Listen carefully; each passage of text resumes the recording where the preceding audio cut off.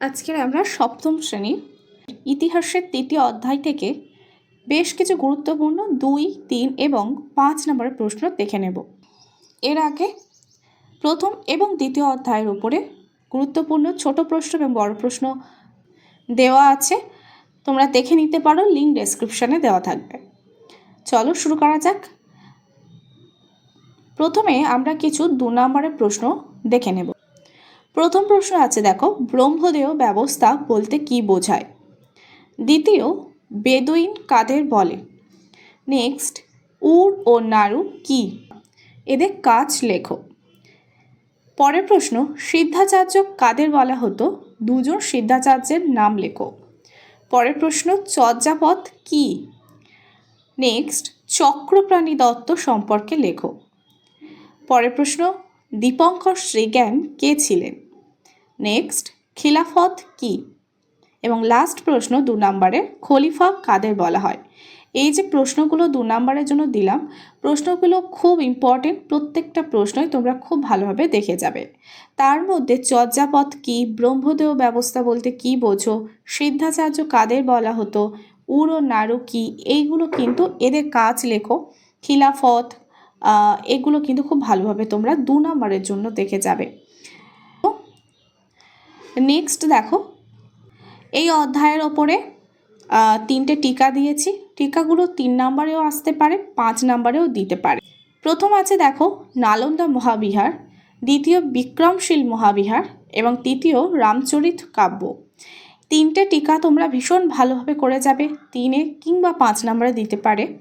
এর মধ্যে নালন্দা মহাবিহারটা তোমরা ভীষণ ভালোভাবে করে রাখবে।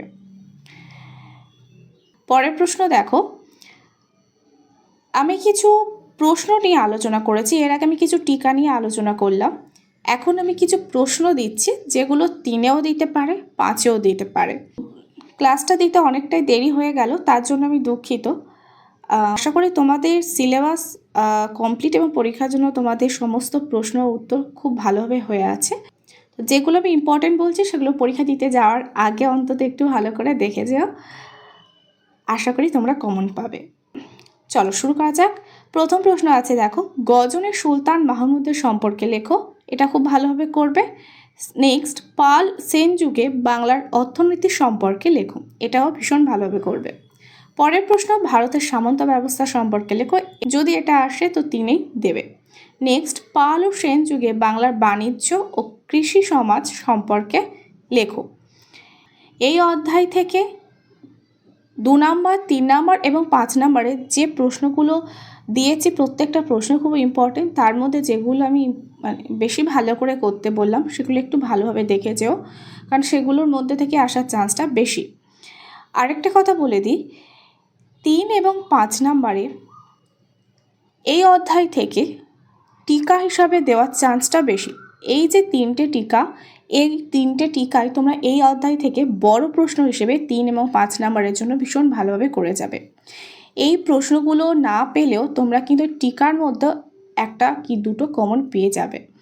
এছাড়া এই প্রশ্নগুলোর মধ্যে যে দুটো বললাম, গজনী সুলতান মাহমুদের সম্পর্কে এবং পাল ও সেন যুগে বাংলার অর্থনীতি, এই দুটো প্রশ্ন ভালোভাবে দেখবে।